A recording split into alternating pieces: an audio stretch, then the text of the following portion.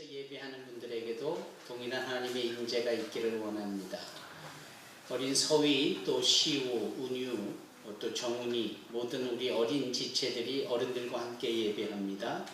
갑절의 은혜가 우리 자라나는 영적인 새싹들에게 큰 열매로 거둬지기를 진심으로 축복합니다. 아멘. 우리는 매 주일마다 모여서 마태복음 말씀을 함께 상고하고 은혜 나누고 있습니다. 마태복음의 흐름은 이렇습니다. 예수 그리스도의 구원의 계보가 기록이 되어 있고, 또 예수의 그 성탄으로 또한 현실의 시대성이 얼마나 큰 긴장감과 어린아이를 죽여야 하는 끔찍한 상황이 있었든지, 예수께서 애굽으로 내려가 그 헤롯이 죽기까지 계시다가 올라와 이제 공생의 사역을 시작할 즈음에 성령에 이끌리어 광야에 나가시어서 사단의 시험을 받으십니다. 하나님의 말씀으로 모든 시험을 이겨내신 그분께서는 이방의 갈릴리 땅으로 가셔서 그곳에서 비로소 말씀을 증거하고 선포하시기를 회개하라 천국이 가까웠느니라 라고 하시며 공생의 사역을 시작하시고, 이제 산 위에 올라가셔서 몰려든 제자들 사람들을 향하여 말씀 한 절 한 절을 설명하시는 산상수원 말씀이 마태복음 5장, 6장, 7장에 거쳐 있습니다. 말씀을 마치신 주님께서 친히 땅으로 내려오셔서 여기저기를 움직이시며 병든 자를 고치시지요, 중풍병자, 문둥병자, 열병에 걸린 자, 귀머거리의 귀를 열어주시고 소경된 자의 눈을 떠주시고 귀신 들린 자를 고치시고 가정으로 돌아갈 수 있도록 회복시켜 주실 뿐만 아니라 더러운 귀신을 내어 쫓아주시고, 또한 노도 광풍에 그 갈릴리 호수를 잠잠케까지 하시는 일을 행하십니다. 이것이 8장과 그리고 9장의 말씀입니다. 그래서 예수께서 온 촌과 마을을 두루 다니셨고, 저들의 회당에서 말씀을 가르치셨고, 그리고 천국의 복음을 선포하셨고, 모든 병을 고치셨습니다. 그것이 9장의 끄트머리이즘인데, 주님께서 눈을 들어 저 추수를 보아라, 추수할 밭을 보아라, 희어져 추수할 때가 되었으니 너희는 주인에게 요청하여 일꾼들을 보내도록 하라 라고 말씀을 합니다. 당신이 말씀하셨고 당신이 보여주셨던 모든 행함을 대신 하게 될 일꾼들에 대해서 언급을 하십니다. 그리고 그 언급 이후에 소위 오늘 우리가 읽은 마태복음 10장으로 상황이 바뀌어집니다.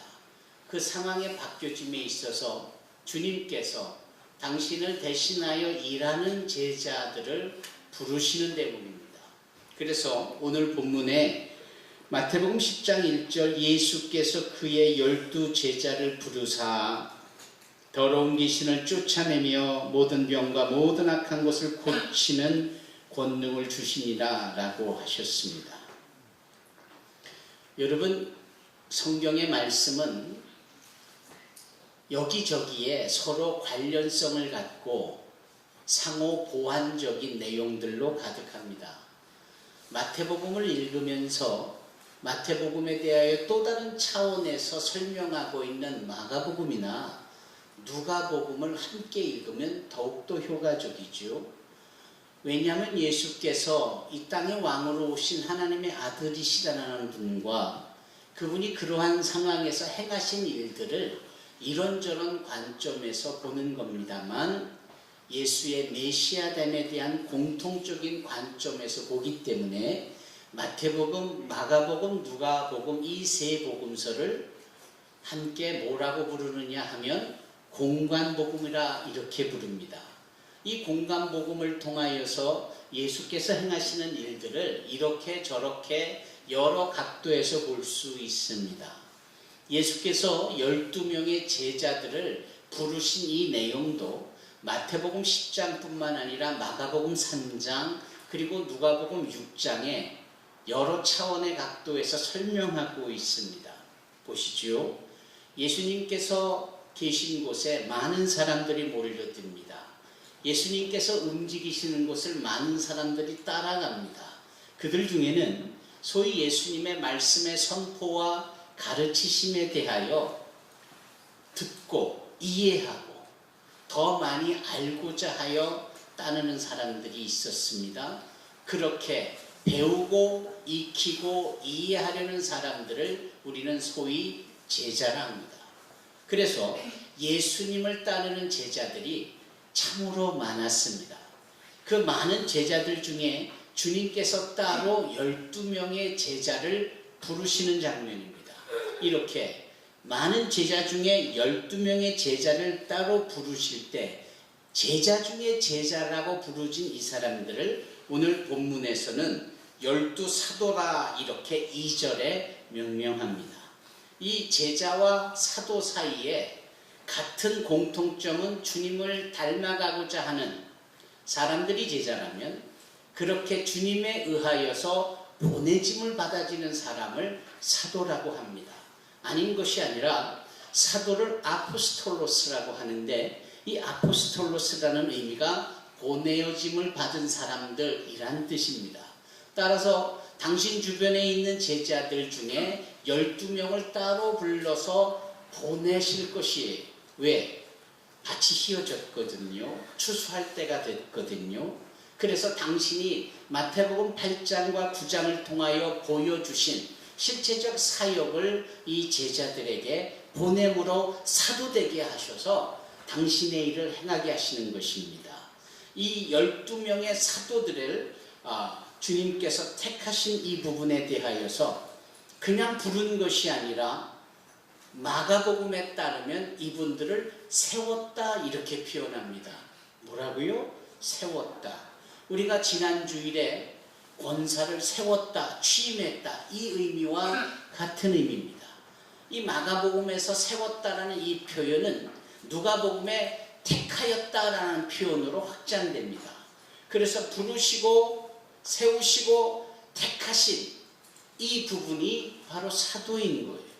이 12명의 사도는 그래서 주님께서 행하신 일들을 대신해야 되고자 세상에 보내짐을 받은 사람들입니다. 이 사람들의 12명의 이름을 여기 2절과 3절에 기록하고 있는데 12사도의 이름은 이러하니 베드로라 하는 시몬 그리고 그의 형제 안드레 그리고 세베대의 아들 야고보와 그리고 요한 그리고 빌립과 바돌로메 도마와 세리 마테 알페오의 아들 야고보와 다데오 가나나인 시몬 및 가룟 유다 이렇게 12명의 이름을 언급하고 있습니다.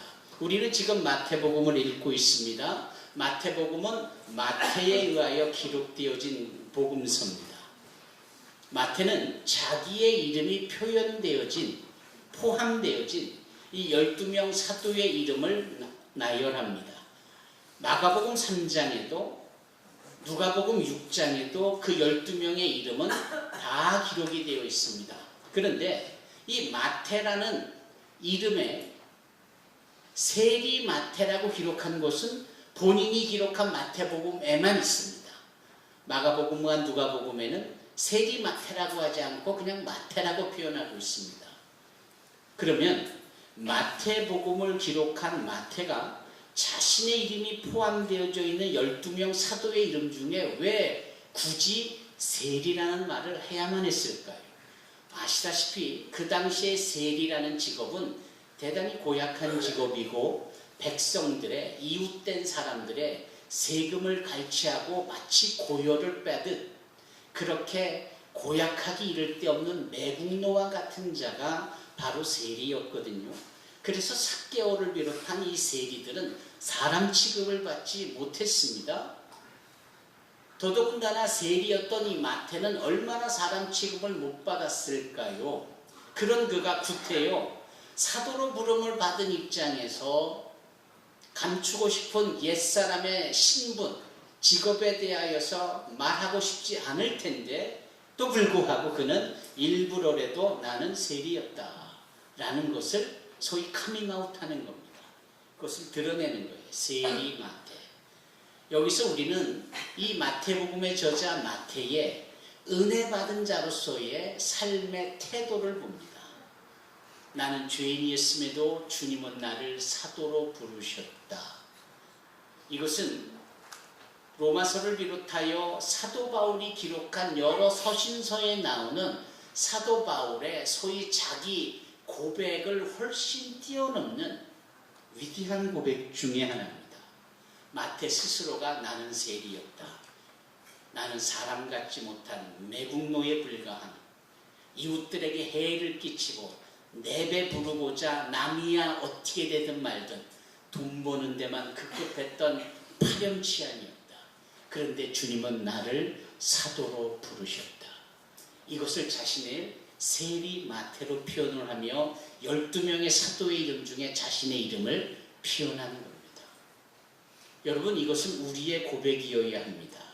사실 우리가 성도가 되어지기 전 세상 가운데 살 때 얼마나 많은 이기적인 모습과 나 자신만 알아 내 욕심과 목적을 다루기 위하여 수단과 방법을 가리지 아니하고 사람들이 어떻게 되든 말든 모든 경쟁에서 이겨내야만 하는 그러한 인간 냄새 풀풀 풍기는 그런 사람이었습니까? 세상의 죄인으로 살던 우리를 하나님께서 우리를 택하여 구원의 자리에 서게 하시고 성도다, 거룩한 무리다 이렇게 칭해 주시니 이 은혜가 얼마나 큰지요. 우리는 이 사실을 늘 가슴판에 새기고 늘 감사하며 또한 그 은혜 안에 더욱더 거하며 사는 곳에 열심히 있는 성도이어야 할 것입니다. 오늘 본문에 이 12명의 사도의 이름이 기록되어진 것을 봅니다. 보면서 우리가 느끼고 아는 것은 참 사람들이 별거 아니었던 사람들이었구나. 돈이 있었나, 권세가 있었나, 지식이 많았었던 것도 아닌 것 같고 업으로서 그냥 하루 벌어서 하루 입에 풀칠할 정도의 그 당시에는 가장 평범했고 별거 아닌 사람들, 또 그 중에는 그렇게 평범하고 별거 아닌 사람들의 공통점이 있음에도 서로 다른 인품과 성품과 고집과 나름대로 다른 삶의 스타일이 있던 사람들. 그래서 마가복음이나 누가복음에 따르면 여기에 등장하는 이 세베대의 아들 야고보와 요한에 대해서는 마가복음에서는 별명을 붙여주는 겁니다. 보아너게라고. 이 보아너게라는 의미는 대단히 성격이 급하고 걸핏하면 화를 내고 말투도 늘 카랑카랑 앙칼지고 뾰족하고 사람이 이렇게 좀 가까이 가기가 쉽지 않은 그러한 캐릭터를 가진 사람들, 그게 요한이었고 그게 여기 야고보였습니다. 그러니 이 12명이라는 이 그룹 안에는 그냥 별것 아닌 사람들이라는 공통점과 성품에 따라 서로 다른 사람들이 함께 머물러 있는 것 아닙니까? 여기 4절에 보면은 가나나인 시몬이라는 표현이 있습니다. 가나안 지방의 시몬. 이 사람은 소위 누가복음에 따르면은 셀롯인 시몬이라고 말합니다. 이 셀롯이라는 것은 젤롯, 이름에 따라서 조금 발음이 다를 수 있지만 같은 맥락입니다. 열심을 가지고 나라에 애국해야 되고 심지어 세워진 이 정부, 이 나라에 대한 충성과 애국을 열심히 해야 된다. 그 일에는 하나님의 나라를 세우는 것보다도 우선되어야 한다. 뭐 이런 자기적 열심이 있는 사람입니다. 따라서 이런 분들은 특징이 있지요. 그러지 않는 편에 선 사람들을 가만두지 않습니다. 그렇게 열심을 내지 않는 사람들에게는 손가락질을 하고 정죄하기에 열심인 사람들입니다. 소위 열심당원들이 세롯이라고 표현하며 그 세롯인 중에 하나가 바로 시몬이었는데 주님은 그런 시몬까지도 당신의 제자 12명의 사도의 그룹 안에 넣으셨다라는 거예요. 그러니 이 양반이 12명의 사도 속에 포함되어 있는 동안에 얼마나 자기적 열심으로 전체 그룹의 방향성과 심지어는 스승으로서 가르치시는 주님의 말씀에 불쑥불쑥 저항을 했었을까? 뻔한 그림이죠. 그런데 이 그림을 한강 더 넘어가 보면 이렇게 열심을 내는 시몬 같은 사람에게 자기 잘 살겠다고 자기만 아는 이런 세리 마태 같은 사람들은 매국노 중에 이런 매국노가 없는 거예요. 그런 것은 길 가다가 보기만 하면 그냥 칼을 빼서 상해를 입히고 심지어 죽이기까지 해도 자기는 잘했다라고 생각하는 사람이 바로 열심당원입니다. 그러니 세리 마태가 있고 열심당원이 시몬이 있을 때 불을 보듯 뻔하죠.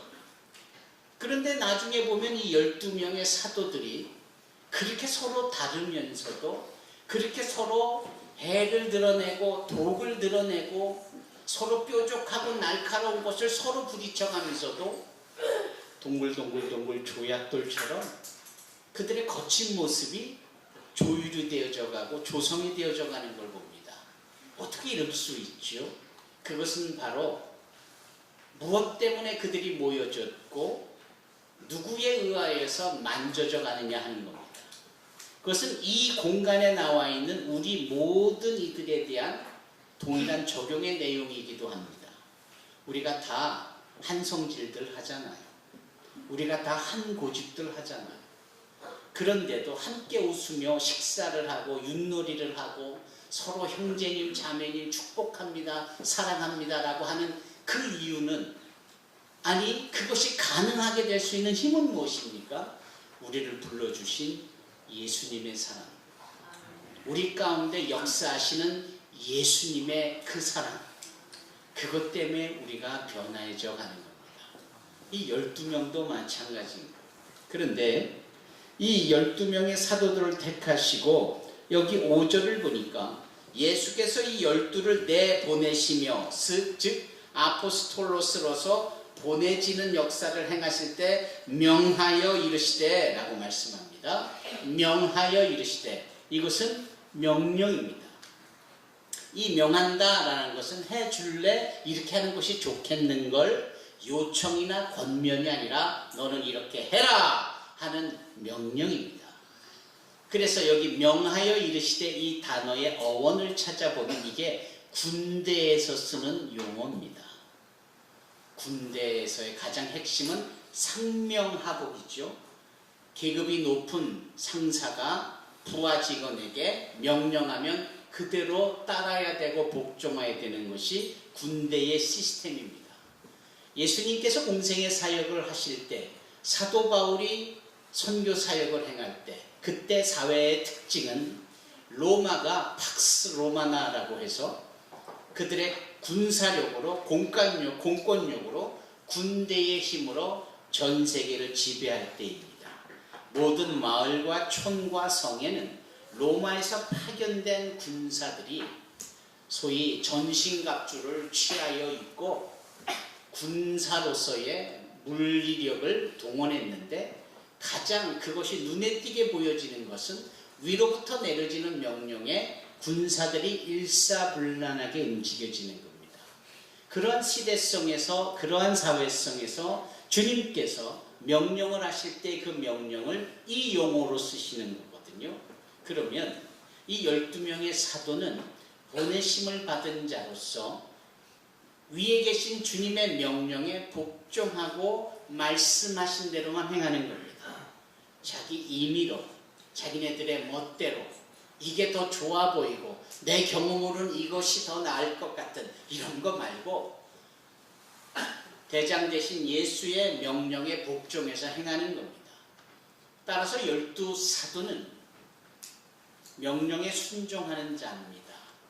윌리엄 와일러 감독이 만든 영화 배너를 자세히 보면 그 주인공 찰스 헤스톤이 그 노예가 되어져서 배 밑에서 노를 짓잖아요. 근데 이 노예들이 노를 짓는데 규칙이 있어요. 뭐냐면 고개를 좌우로 돌릴 수가 없어요. 어디만 봐야 되느냐? 자기 앞에 있는 또 다른 노예의 뒤통수와 등만 볼 수 있습니다. 그리고 귀는 저 맨 앞에서 북을 치는 그 북소리만 들어야 합니다. 그래서 평상시에는 이 북을 치는 사람의 고수의 북소리에 그 패턴이 천천히 치니까 여유있게 가나 공격 형태의 싸움이 일어날 때 필요한 속도가 필요할 때는 이 고수가 엄청나게 빨리 치죠. 그 소리만 듣고 거기에 박자에 맞춰서 노를 져야 하는 겁니다. 이것이 무엇입니까? 아포스톨로스가 보내집을 받아 자신의 생각이나 다른 데 신경 쓸 것 없이 명령한 대로만 따르는 이 복종을 의미하는 거거든요. 오늘날 우리가 거룩한 성도로서 살아가기까지 분명 진리를 알지니 진리가 너희를 자유케 하리라 하여서 우리는 은혜 가운데 많은 은혜를 자유함을 풍성히 누리고 있습니다. 그러나 때로는 이것이 얼마나 자유가 크고 은혜가 넘치는지 하나님 앞에 방종을 할 때가 있습니다. 방종이라는 것은 특권을 자기에게 유리하도록 맞춰진 분수에 넘치는 행동을 방종이라고 합니다. 이런 것들이 결코 허락되지 않는 겁니다. 이에 주님께서 주신 명령은 무엇이었느냐? 이방인의 길로도 가지 말고 사마리아인의 고을에도 들어가지 말고 오히려 이스라엘 집에 잃어버린 양에게로 가라. 가야 될 곳을 정확하게 명시해 주시죠. 이방인의 길로도 가지 말고 사마리아의 성으로도 가지 말고 도리어 이스라엘의 집에 잃어버린 영혼을 향하여 가라. 이것은 이방인들에게 관심을 두지 말라라는 소리가 아닙니다. 주님은 이방인들에 대한 구원의 역사와 이방인들을 칭찬하는 내용의 말씀까지도 누가복음 10장에 그리고 수로보니게 여인의 딸을 고쳐주는 이런 부분까지도 얼마든지 이방인들을 수용하는 모습을 당시는 보이셨던 분입니다. 따라서 그러시는 분이 사도들에게는 이방인들에게 신경 쓰지 말라는 뜻이 아니겠죠. 이것은 지역적으로 이방인들이 살고 있는 그 지역까지 나가지 말고 유대인들이 여전히 하나님을 알아야 되는데도 알지 못하는 저 유대인들이 사는 그 지역 일대에 집중해서 가라 이런 뜻입니다. 군사로서 어디에 싸움을 하러 보내질 때 정확하게 전투 지역의 배치가 바로 그것을 의미하는 거겠죠. 엉뚱한 곳에 눈 돌리고 지켜야 될 곳 보내진 곳에 가야 하는데 다른 곳을 가면 말이 안 되는 거죠. 주님께서 우리에게 거룩한 성도로 부르시며 교회를 가라 하고 선교지를 가라 하고 이것을 하라 하고 할 때에 우리는 그것을 감당할 수 있어야 합니다. 내 가고 싶은 대로 다 가면서 하나님의 말씀에 순종한다라고는 말할 수 없겠죠. 사랑하는 성도 여러분, 두 번째로 주님께서 말씀하시기를 가면서 전파하여 말하되 천국이 가까웠다 하고 병든 자를 고치며 죽은 자를 살리며 나병한 자를 깨끗하게 하며 귀신을 쫓아내되 너희가 거저 받았으니 거저 주라 라고 명령하십니다. 이 명령을 두 가지 패턴으로 봅니다. 회개하라 천국이 가까웠다라고 전하여야 되는 우리의 말, 그리고 귀신을 내어쫓고 병든 자를 고치고 문둥병자를 깨끗하게 하는 이 일련의 모든 행하는 일들, 즉 말과 행함이 주님의 명령에 담겨져 있는 겁니다. 우리가 말만 하고 행함이 없으면 그분의 말씀에 순종하는 것이 아니지요. 기독교 신앙에 있어서 핵심은 믿음을 행함으로 드러낼 수 있는 이것입니다.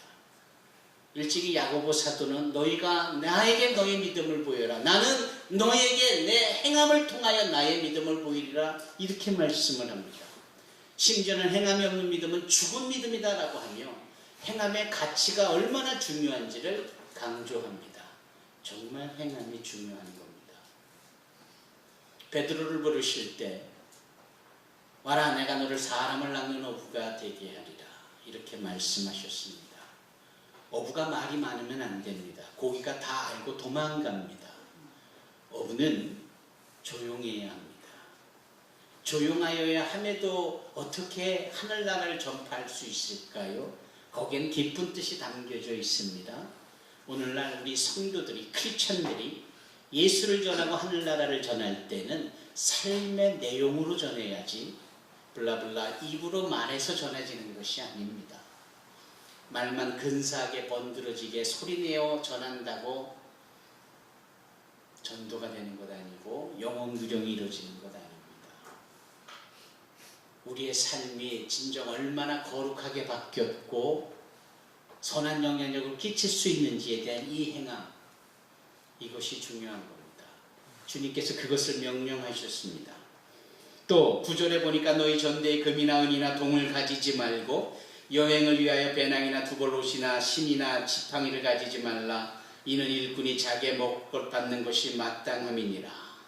고 스스로 준비해야 될 것을 경계하셨습니다. 어련히 내가 너를 보내면 너희의 필요한 것을 내가 책임지지 않겠니? 어련히 너를 택하여 세상을 향하여 보내면 어떤 방법이든지 너를 위하여 모든 예비되어질 것을 갖추어 놓지 않겠니? 왜 스스로 준비하고 스스로 애쓰고 스스로 그래서 힘이 들고 버겁다 하며 오히려 그 일을 거부하고 있니? 오늘날 우리의 신앙생활을 통하여서 오해하며 주님 앞에 볼멘소리를 하는 우리에게 주시는 말씀이기도 합니다. 우리가 예수 믿으면 그분이 우리의 인생을 주관해 주십니다. 우리가 구하기 전 그분은 우리의 모든 필요를 아십니다. 그분은 우리에게 마르지 않은 샘처럼 우리에게 필요한 모든 것을 물 붓듯이 부어주고 계심을 믿습니다. 이 말씀을 전해 듣고 안 사도 바울은 그의 제자 디모데에게 우리 모두가 다 그리스도의 군사로 부름을 받은 자로서 언급하며 우리가 스스로 준비하고 걱정하지 말아야 될 것에 대하여 권면하기도 했습니다. 우리가 천국까지 가는 이 인생의 길에 정말 우리에게 꼭 필요한 것들은, 정말 없어서는 안 될 것들은, 우리가 힘쓰고 애쓰고 울어도 못하는 그 모든 것들은 하나님께서 다 책임져 주십니다. 그래서 그분은 말씀하십니다. 수고하고 무거운 짐진 자들아 다 내게로 와라. 내가 너희를 쉬게 하리라. 여러분, 이것이 진정한 진리를 알며 누리는 자유로운 모습입니다. 주께서 오늘 그렇게 말씀하고 계십니다. 또 11절에 말씀합니다. 어떤 성이나 마을에 들어가든지 그 중에 합당한 자를 찾아내어 너희가 떠나기까지 거기서 머물라. 또 그 집에 들어가면서 평안하기를 빌라. 그 집이 이에 합당하면 너희 빈 평안이 거기 임할 것이요 만일 합당하지 아니하면 그 평안이 너희에게 돌아올 것이니라. 정확한 목적과 더불어 그곳을 가야 할 때 얼마나 전략적이어야 하는지를 주님께서는 명령하고 계십니다. 어디를 선점하고 어디에 나가서 무슨 일을 하려고 할 때 베이스를 구축하는 것과 마찬가지입니다. 거점을 확보하는 겁니다. 많은 사람들은 말하기를, 믿는 사람들이 말하고 있는 것들은 대부분 너무나 추상적이고 미련한 일인 것 같다. 그렇지 않아요. 기독교처럼 합리적이고 섬세하고 세밀한 것이 없습니다. 하나님을 믿는 믿음이 그냥 대충 믿어야 한다니까 믿는다가 아닙니다. 어디를 나아가야 할 때도 주님께서는 정확하고 분명하게 거점을 확보하고 그 거점을 중심으로 그 지역 일대에 하늘나라의 말씀을 선포하고 병에 걸린 자 치료하고 귀신 들린 자를 내쫓으며 그 자를 회복하고 문둥병자를 치료하고 이 정확하게 고지를 점령하여 그 주변의 상황들을 확보하도록, 즉이 군사적인 형태이지만 주님께서는 세상으로 보내진 빛과 송과 같은 존재들에게도 동일하게 말씀을 하는 겁니다. 따라서 우리는 깊이 생각하여야 하고 고민도 해야 합니다. 내가 어디를 가서 머물러야 할까? 그런 것을 위해서 고려도 해보고 생각도 해보는 겁니다. 무턱대고 막연하게 그런 게 아닙니다. 그리고 여기다 싶으면 거기에 평안을 빌어주는 겁니다. 왜? 주께서 예비하셨으니까. 그리고 그것에 감사하여야 하니까. 나는 이곳에 주의 말씀을 전하고 행함을 하기 위해서 왔지만 이것을 가능하도록 간접적으로 나를 도와주는 이에게 감사할 수 있어야 되고 축복을 빌 수 있어야 하는 겁니다. 좀 눈을 넓혀야 하는 거죠. 나에게 좋은 일이 있습니다. 그 좋은 일이 얼마나 감사합니까? 그러나 그 감사하는 것으로 끝나서는 아니 되는 겁니다. 그 감사할 일이 있기까지 드러나지 않게 희생되어지거나 헌신되어져 있거나 섬겨준 그 누군가의 애씀이 있는 그 결과물로 나에게 좋은 일이 있다는 겁니다. 그래서 좋은 일에 감사하면 감사하는 일들과 그런 일들에게 또 축복해주는 일들도 우리가 잊지 말아야 합니다. 남을 축복해주는 일이 빠지면 나 잘나서 하나님이 나를 너무 사랑하셔서 오로지 하나님과 나 사이에만 주고받는 거래처럼 이 일이 있다라고 대단히 편협적인 욕심꾸러기 같은 믿음이 있을 수밖에 없는 겁니다. 시각을 좀 넓히셔서 내가 어디를 가서 편히 있거들랑 무슨 일을 행함에 있어서 유연하게 물 흐르듯이 모든 일이 잘 될 때는 그 일에 드러나지는 않지만 간접적으로 역할을 감당하는 모든 이들을 축복해주고 감사를 표현할 수 있어야 합니다. 그게 주님의 명령입니다. 우리 크리스찬들이 이 부분이 많이 약합니다. 저도 그런 일들을 많이 겪어봤습니다. 사랑하는 성도 여러분, 오늘 본문에 있어서 마지막으로 함께 나눌 말씀입니다. 그것은 주님께서 이렇게 말씀합니다. 13절, 그 집이 이에 합당하면 너의 빈 평안이 거기 임할 것이요 만일 합당하지 아니하면 그 평안이 너에게 돌아올 것이니라. 누구든지 너희를 영접하지도 아니하고 너의 말을 듣지도 아니하거든 그 집이나 성에서 나가 너의 발에 먼지를 떨어버리라. 내가 진실로 너희에게 이르노니 심판날에 소돔과 고모라 땅이 그 성보다 견디기 쉬우리라. 주님의 이 명령은 너희를 중심으로 내가 일할 것인데 이 일에 합당하게 도움을 주는 자들은 복을 얻겠지만 그렇지 아니하고 오히려 거부하고 저항하고 방해하는 존재가 있다면 연연해하지 말고 잊어버리라 이 말씀입니다. 그리고 그 일은 나에게 행한 일이니 내가 알아서 할게. 내가 어련히 알아서 할까 이 말씀입니다. 여러분, 우리는 심판에 주권이 없습니다. 지금 대형 교회들이 많이 스캔들로 인하여서 어려움이 있을 때 어떤 소수의 무리들은 그 교회를 반드시 문제를 해결해 드리는 것까지 열심을 내요. 저는 아니요, 이 정도면 충분합니다, 적당합니다 라고 말하고 싶습니다. 문제가 있으면 문제가 있다라고 말하고 이것은 잘못됐으면 잘못됐다라고 말하면 거기까지가 우리의 일입니다. 그것을 바로 잡아주시는 것도 그것을 바로 세우시거나 무너뜨리는 것도 하나님의 주권이죠. 우리가 그 문제를 가지고 내가 완전히 결론까지 내버리겠다는 것은 문제이지 않겠습니까? 방해하는 부분들, 도와주지 않는 부분들, 그러면 거기에 반응을 보여 거길 떠나기만 하는 것이 우리에게 맡겨진 일입니다. 나머지는 하나님께서 심판하실 때 그러한 자들이 오히려 소돔과 고모라 성이 함락되어지고 멸망되어지는 것보다도 더 끔찍한 심판의 자리에 서게 될 거라고 하나님이 말씀하십니다. 주님이 말씀하십니다. 그것은 그 모든 일들이 주님의 일이지 너의 일이 아니다라는 것을 의미합니다. 사랑하는 성도 여러분, 오늘 우리는 12명의 사도의 부름과 그들에게 명령하신 주님의 마음을 감히 말씀을 통하여 헤아립니다. 그리고 12명의 사도로 국한된 것이 아니라 오늘을 사는 우리가, 이 자리에 나와 예배드리는 우리가 또 다른 형태의 12명의 사도 중에 하나입니다. 그래서 생각하여야 합니다. 나는 어떠한가? 과연 세리마태처럼 나를 구원해 주신 주님께 정말 절절히 감사하고 있는가? 이렇게 분명하게 명령하고 계시는 주님 앞에 요 명령은 받아들이고 저 명령은 힘드니 구별하여 차별하여서 받아들이지 않고 복종하지 않는 일은 없는가? 우리 자신을 헤아려 볼 필요가 있습니다.